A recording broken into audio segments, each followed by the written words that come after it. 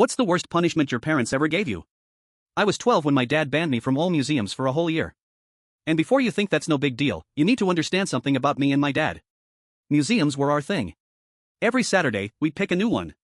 Natural history, art galleries, science centers, little local places that had displays about old farming equipment. I lived for those trips. My dad would pack sandwiches, and we'd spend entire days walking around, reading every single plaque, trying all the interactive stuff. The problem was, I had the stupid habit of taking things. Not big things, just little stuff from gift shops. A pencil here, a tiny eraser there. Those free pamphlets that said do not remove in tiny letters. I'd grab a small magnet or a bookmark when no one was looking. My dad caught me a few times and warned me, stealing is stealing, Maya. Doesn't matter how small it is. But I always laughed it off. Dad, relax. It's not like I'm robbing banks. Then came the Metropolitan Science Museum downtown. They had this new kids exhibit about geology with all these cool rocks you could touch. There was this tiny glass bead, no bigger than a marble, sitting in a little wooden bowl. The sign said it was real volcanic glass from Mount Vesuvius. I thought about it for, 5 minutes. It was so small. Who would even notice? I looked around, saw my dad reading something across the room and slipped it into my jacket pocket. 20 minutes later, the security guard tapped me on the shoulder. "Excuse me, miss, can you empty your pockets, please?" My stomach dropped through the floor. The guard found the bead immediately. My dad's face when they called him over was something I'll never forget. Not angry, just disappointed. Like I'd broken something precious that couldn't be fixed. The guard was actually pretty nice about it. Said it happens more than you'd think. My dad apologized about 50 times, paid some kind of fine, and promised they wouldn't press charges. They let us leave, but I could tell everyone was staring. Car ride home was the worst 15 minutes of my life.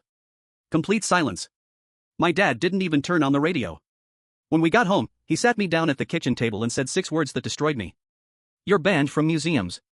1 year." At first, I thought he was joking. "Dad, come on, that's crazy." His face was stone serious. "You think stealing is no big deal? Fine. Let's see how you feel when you can't go to the places you love." It started the next week. My birthday was coming up, and every year we went to the Natural History Museum to see the dinosaurs. Instead, my dad said we were staying home. I cried for hours. And came the school field trip to the art gallery. My dad actually emailed my teacher and said I couldn't go. I had to sit in the library while my whole class went and saw this amazing Egyptian exhibit. When they came back talking about mummies and golden masks, I wanted to disappear. The worst part was my dad still went to museums without me. He'd come home on Saturday afternoons with that look on his face. He just had the best day ever. "Saw the most incredible butterfly exhibit today." He'd say. "You would have loved it." Every time he said that, it felt like getting punched in the stomach. He described these amazing displays, new exhibits, special shows.